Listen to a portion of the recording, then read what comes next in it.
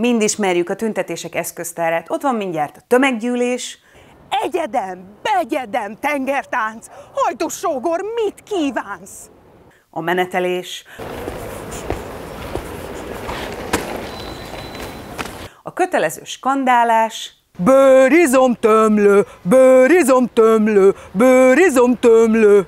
És most csak a refrént. Bőrizomtömlő, bőrizomtömlő. és a bosszantó politikai performanszok.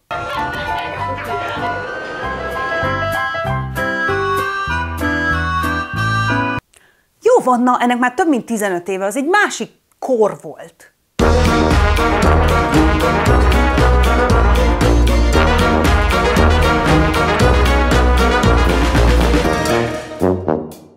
Szevasztok! A Középidő egy osztrák-magyar produkció és az új kedvenc beszélgetős műsorotok, ahol európai ügyekről van szó, meg arról, hogy mire kellene jobban ügyelnie Európának. Én Paprika Kinga vagyok, a vendégeim pedig válogatott művészek, kutatók, újságírók és szakemberek Európa mindenféle sarkából, akikkel ma a tüntetések formáiról és lehetőségeiről beszélgetek, meg arról, hogy kinek van joga erőszakot alkalmazni. 2 hetente jelentkezünk új adással, úgyhogy iratkozzatok fel most a jobb alsó sarok, nem tudom melyik a jobb oldal, jobb alsó sarokban lévő gombra kattintva, választátok ki a kis csengőikont, és emellé még állítsatok be 10-17 további emlékeztetőt, hogy véletlenül sem maradjatok le egyetlen adásról sem. Hát a momentumosokra rájár a rúd mostanság. Nemrég októberben 2 év felfüggesztettet kapott egy rabszolgatörvény elleni tüntetésen eldobott füstgyertyáért Fekete Győr András és Szarvas Koppány Bendegúz. Ezeknek mindnek 3 neve van, de ki vagyok én, hogy reklamáljak.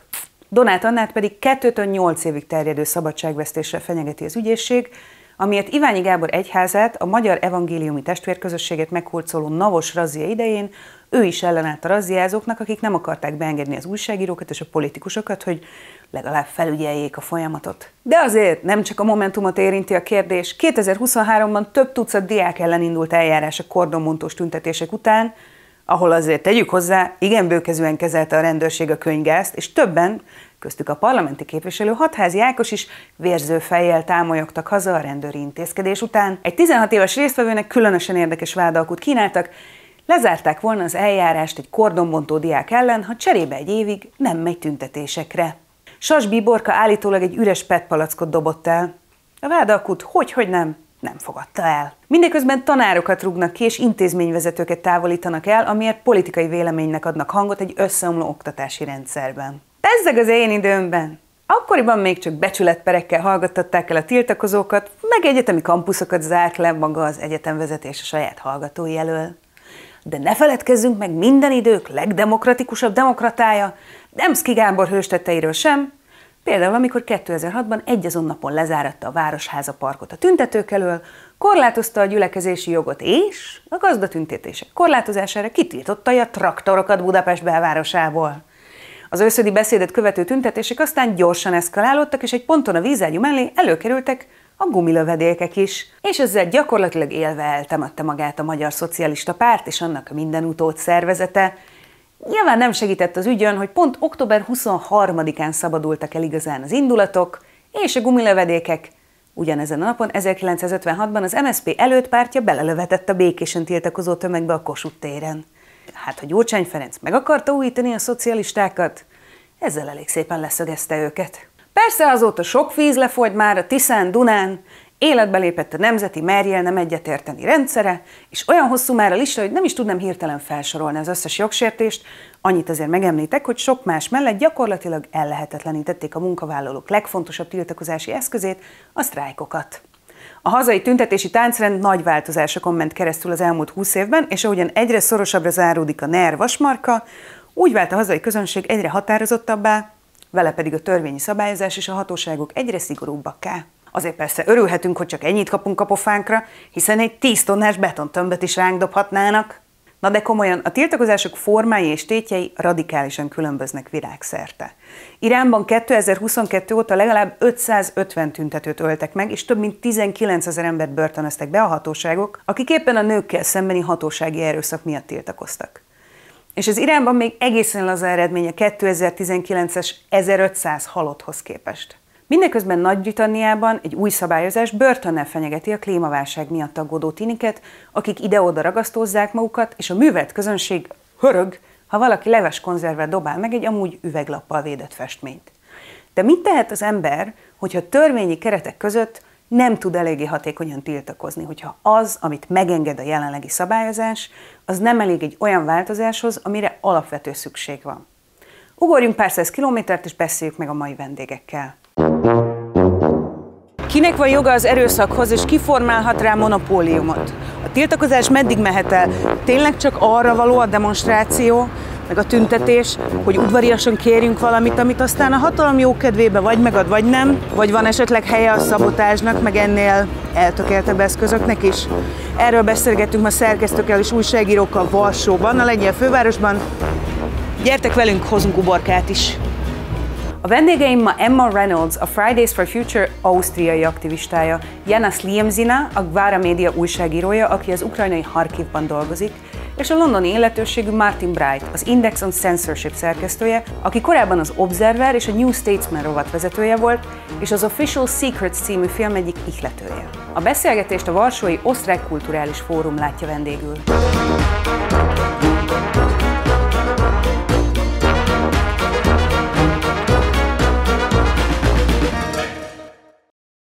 Hello and welcome, exceptionally violent people on the show. Let's talk about protest violence and what kind of tools people can afford themselves when they want to achieve a specific goal. And I would like to start with Emma because Fridays for Future have been in popular discourse and on the news in the past couple of years. And a recurring complaint has been that you guys are annoying. Now that strikes me as a very generational thing. Is there like a very specific choice to annoy and inconvenience people? Is that just a side effect that you live by? Or are they just mistaken and ageist? We never chose to be annoying. I think we as Fridays for Future always chose to be nonviolent, and this is always our top priority, to not be annoying, which has never been our goal. But I think we see that we as Fridays for Future still need to be active because too little progress is being made regarding climate politics. And we can also see from research over the last few years that a lot of people are still agreeing that more climate action needs to be happening, even if it's annoying, because we need to remind everyone, every politician, every company, every government, that we still need to act faster on climate action. We never chose to be annoying is exactly what my kids tell me every Sunday morning, but I think this might be a different case. And maybe in 30 years I will admit to them being right in some instances, but only when they are already annoyed by their own children. Thank you so much.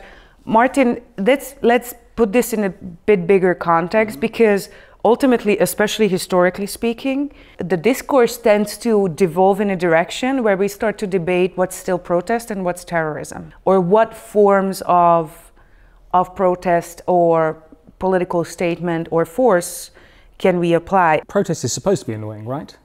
And indeed, the younger generation are supposed to annoy the older generation. The difficulty comes when simple forms of protest, perfectly legitimate forms of protest, are delegitimized by the government. Now, we're used to seeing that with authoritarian regimes, but what is new is the crackdown that's happening with non-authoritarian regimes like the UK government.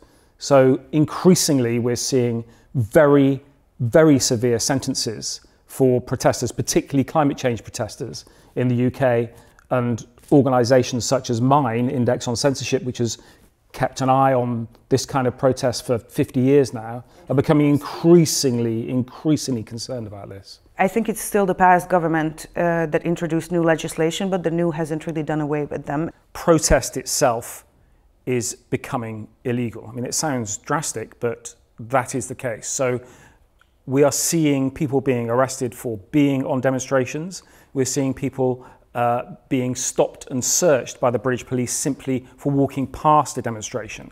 We've got new measures which make it an offence to cause too much noise at demonstrations. It seems incredible that this is happening in the United Kingdom, but this is the case. So we're really concerned about this. And also what we're seeing is demonstrators who've been throwing soup onto artworks being arrested and getting really quite long prison sentences.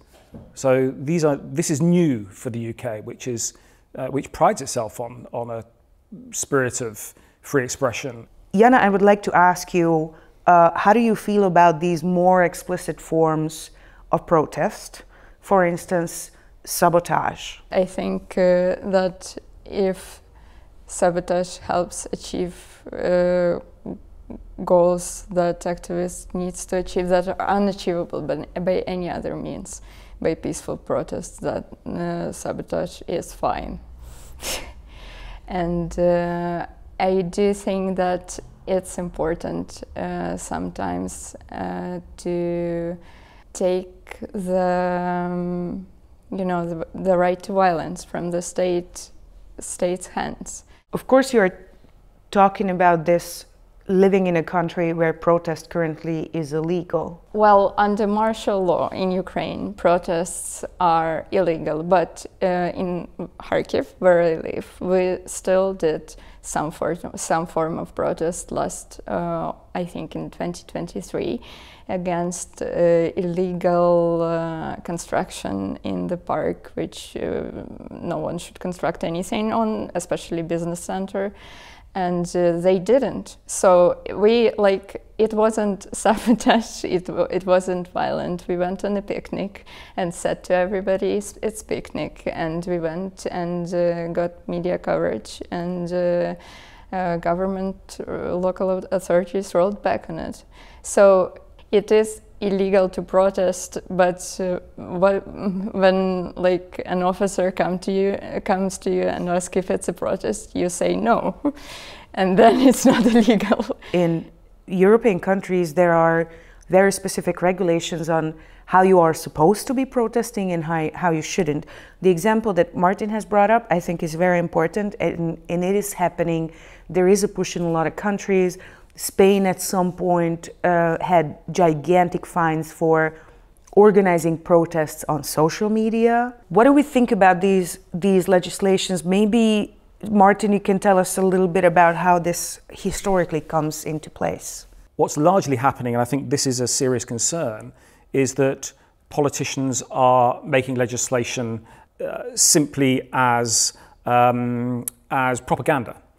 So the fact is that in certain circles, the sort of protest that Emma is involved with, we talked about it being irritating. There are culture wars, concerns about environmental protesters, and a combination of a right-wing government and a right-wing media is opposed to this kind of protest simply because it's annoying. It always amazes me how we sort of just talk about, is protest annoying or is it not, rather than, and which is, in my opinion, a very comfortable discussion, because it leaves out the point, what are we protesting for, what are we protesting against? It's not really about what is the cause of the protest, it is more of, is it annoying or is it not? So it's really comfortable also for politicians to draw attention, is this protest annoying or is it terrorism or whatever, because then we can see that politicians and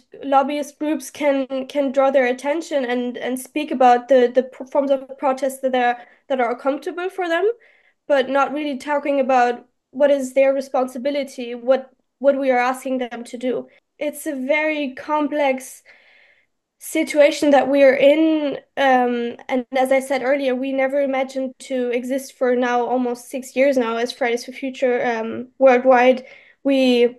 I think we always had in mind we're going to do 1 or 2 strikes reminding everyone that climate action needs to happen now and more faster and in a more in a just transition. But now here we are still reminding both, I think, the government and political parties, everyone, and not just one party. It's not not the duty of, let's say, the Green Party to focus on climate action, but of everyone, because it's one of the most stressing issues of the 21st century. So it's an issue for everyone.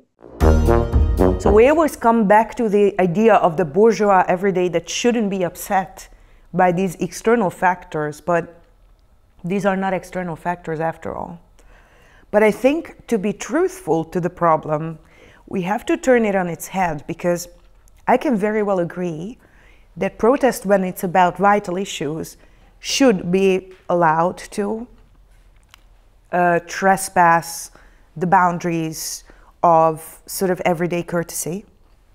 But what if this protest is not for the causes that I like?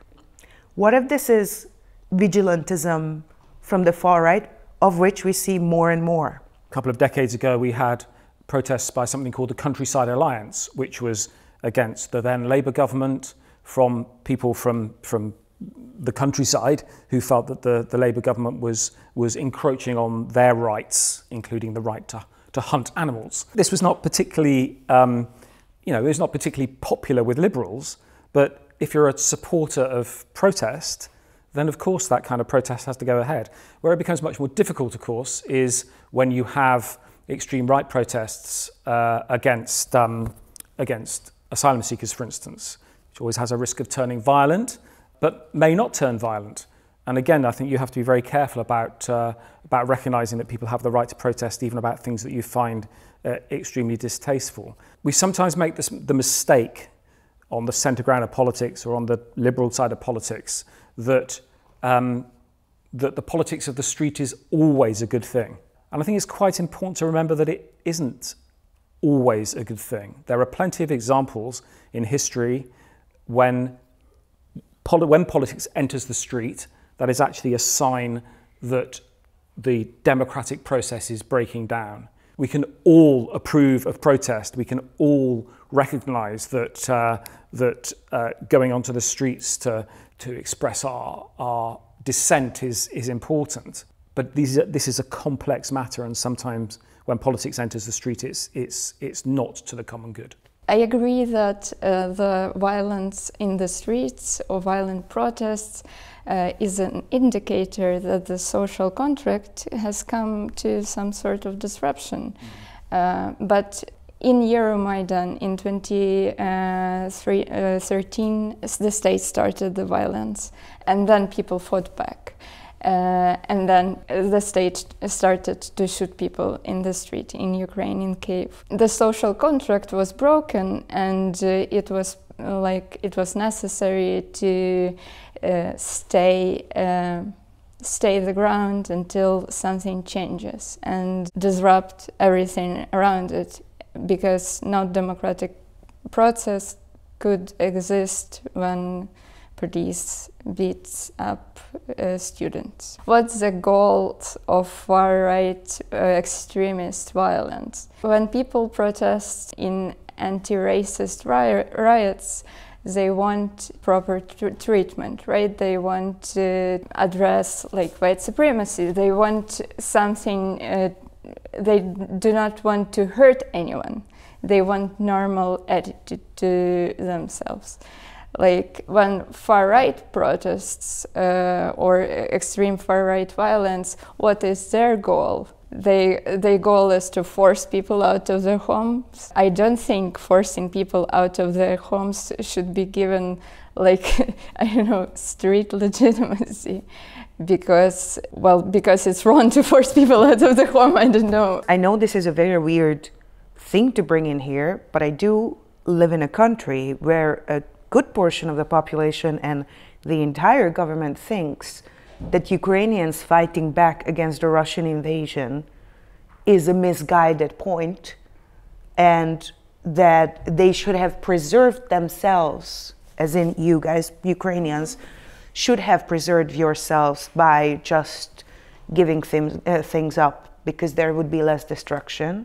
People under Russian occupation in Ukraine live so well. They're getting tortured, raped, killed. It's a miracle. I don't know. It's never a good idea to accept the imperialist violence. I mean, and even to Emma's point of the fact that protests should be uncomfortable, and they should draw attention, and people should pay attention to what protesters are saying with Russian aggression in Ukraine. If Ukrainians had accepted Russian occupation, there would be no concept of Ukrainians in 50 years, I think.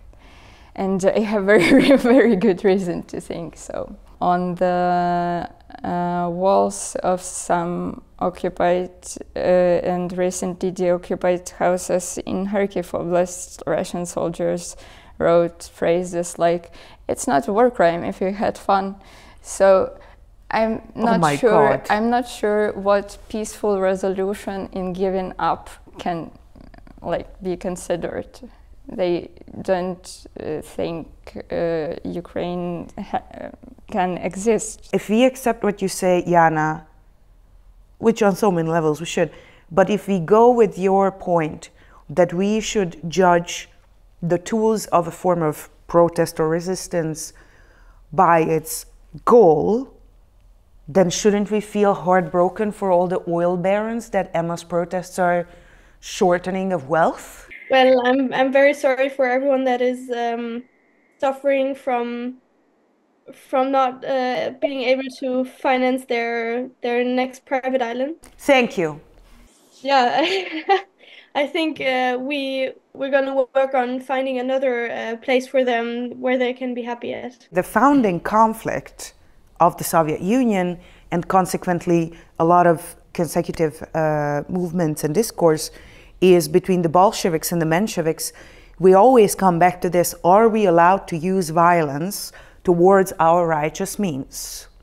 And, well, I don't know if you're informed, guys, but the Bolsheviks kind of killed the Mensheviks, so they took this one and then instated a reign of terror that very few of them even thought before that this would be the rule of the day. So I feel like this is always this historical discourse revolving around how far we can go. What do you think, Martin? As you say, we are talking from Warsaw, where there are several historical examples of the importance of resistance. I've just been at the Warsaw Uprising Museum, where there was, of course, a failed uprising against the Nazi occupation here. At the same time, we're present where in a country which was the first to resist Soviet occupation, and there were all sorts of forms of protest. There were the most amazingly kind of imaginative forms of protest where people would mingle with the secret police, disguised as secret police in Poland. So, you have to salute the human imagination in finding different ways of resisting. But of course, you can never know. Those are two examples where in one case it turned out for the best, and in one case it turned out for the worst. You can never know where protest will lead. We celebrate 1989 for the demonstrations, and I happened to be there at the protests in Leipzig, the most wonderful celebratory moment. At the same time there were demonstrations in China which ended up being crushed. These are the two models of protest, yes, that we have. We have the example in Ukraine, the inspiring example of Euromaidan, and then the terrible example of the Russian invasion. I think that the difficulty is that we often look at protests from the reverse historical lens, and so we draw conclusions because of its success or its failure. And in fact, we have to believe there's a human desire to resist authoritarianism, to resist the crushing of the human spirit. And although we're in the most terrible moment, I can't imagine what it's like to be in Ukraine right now, or to be a Uyghur Muslim in China. But we must surely retain that spirit of resistance, whatever the result. Yeah, it's very interesting what you say, that we tend to judge resistance from the end result as if that were the only thing that mattered. And just bringing this up, the Warsaw Ghetto Uprising was drowned in blood, and I wouldn't put that down as a historical moment that wasn't, in a very weird way, it just wasn't worth it. It was a very genuine choice to die if they had to die somehow a bit more meaningfully. It's a terrible choice, but at least it's a choice. And I think what we oftentimes tend to forget is that these define our political cultures. It's really important not to allow what Jana's referred to as the imperial powers to rewrite the meaning of those moments. As I understand it, that's precisely what Russia has done about Maidan, is that they rewrite the history of this moment as being it was not real demonstration. It was America that was behind it. That it was not genuine. It was not a genuine protest. And it's that kind of rewriting of history that's really important to fight against, I think. A lot of people do believe in American-backed coup, and it's always kind of funny to me. Russia does it a lot, not only to Ukraine, and we continue to maintain Ukrainian identity and culture, and resisting Russian aggression, not because we want to make sure that, not because we want to counter Russian narrative, but because if we don't, we die. I don't remember, you said that Euromaidan was a good example of protest, and Russian aggression was bad. Russian aggression was a response to its colony being out of hands because of Euromaidan. They could have accepted that Ukraine is another country and does what Ukraine decides to do. Yeah. There was a sort of mathematical option on the table. They could have, right? Wouldn't that be so nice of them? I do think that it's contrary to imperialistic nature to accept such things, but they could just. Why aren't empires nice? Sorry. I guess then they cease to be empires, and that's the nicest part I can imagine. Emma, you mentioned that you hadn't expected for Fridays for Future to exist so long. Unfortunately, in my experience, these fights tend to be much longer than you and I, bare feet, are well equipped for or would comfortably be engaging in. How do you see Fridays for Future's course now? And do you think that this turns from a protest movement into anything else? Or do you think that it needs to insist on being a protest movement specifically?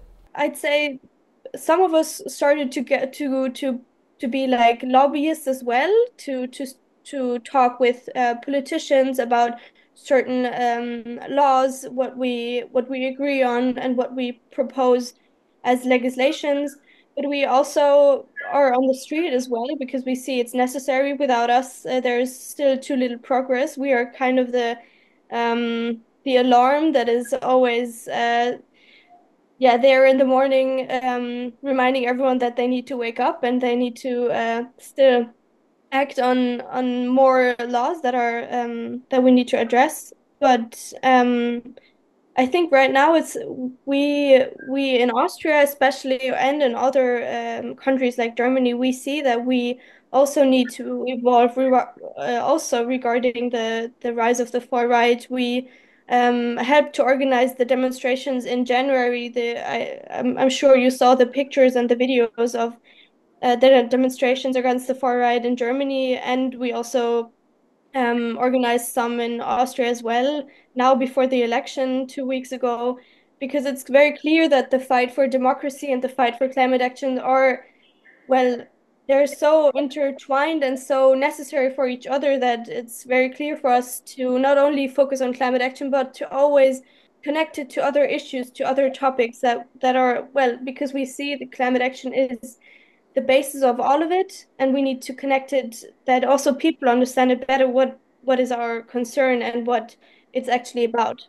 So ultimately, as much as I understand, you are gearing up for a very long march. Martin, can we condescend a little with the young discussants and think about whether protest is just an age or a phase, or people grow out of it? There's this very condescending conservative line often attributed to one of your very popular prime ministers that you should be a rebel in your 20s and then sort of cool down.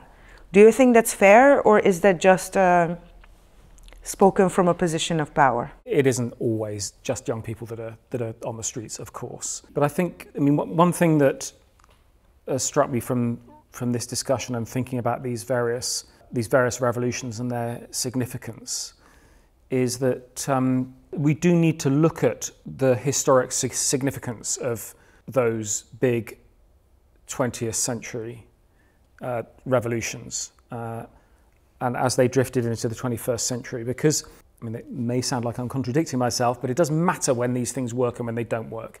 And what I mean is that we know that one of the reasons that Putin is doing what he's doing is that he was living in Berlin at the time of the collapse of the Soviet Union, and he was appalled by what he saw.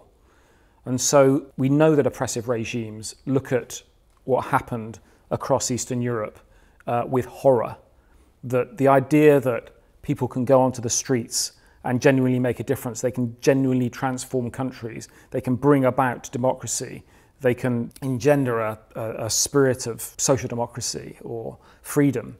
This is terrifying to the likes of Putin. Whether we look at what happened in Ukraine, or we look at what happened in the Arab Spring, whether we look at what happened in China or Hong Kong, we do need to recognize that oppressive imperial regimes have learnt from those revolutions.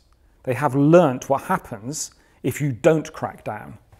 And that is, I think, what we need to be most wary of, is that they know they can crack down, they know that they can stop these revolutions, and they're terrified of what happens if we allow people to fulfill their desire for freedom. So should we also learn something from these examples? Or give me some homework.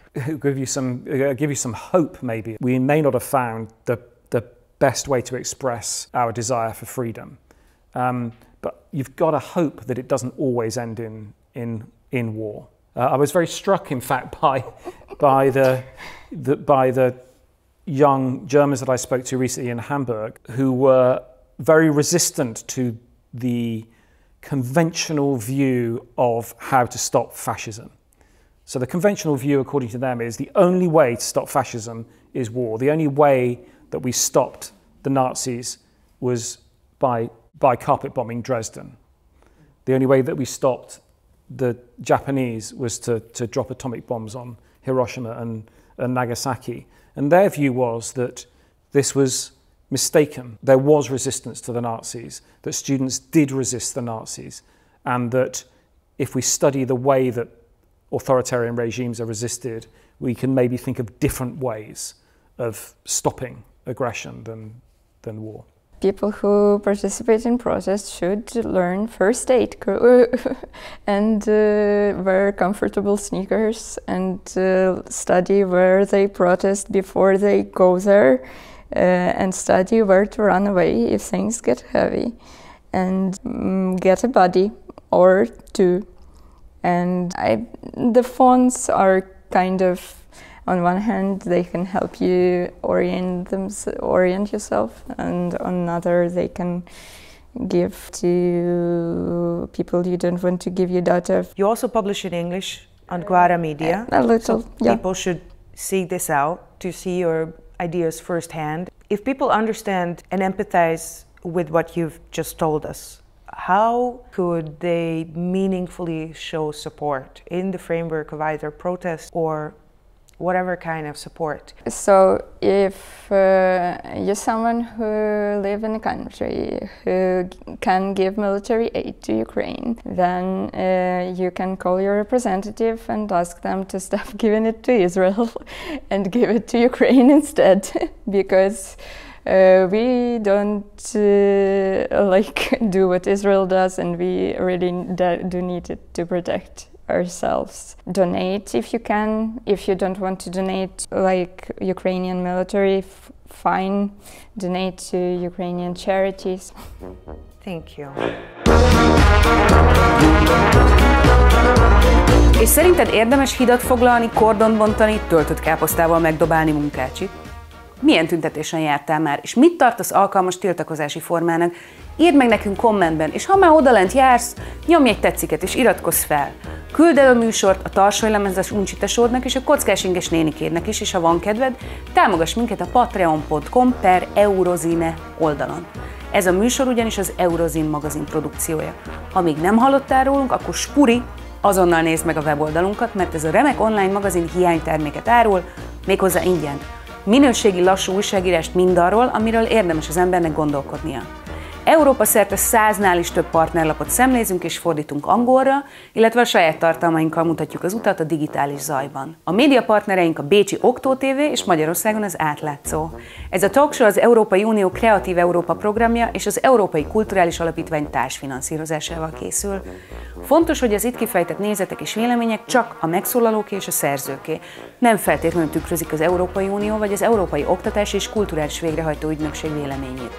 Sem az Európai Unió, sem az EACEA nem tehető felelőse értük, de nem mintha bánnánk, ha megfogadják a tanácsainkat. Köszönjük a Varsói Osztrák Kulturális Fórumnak, hogy vendégül láttak minket.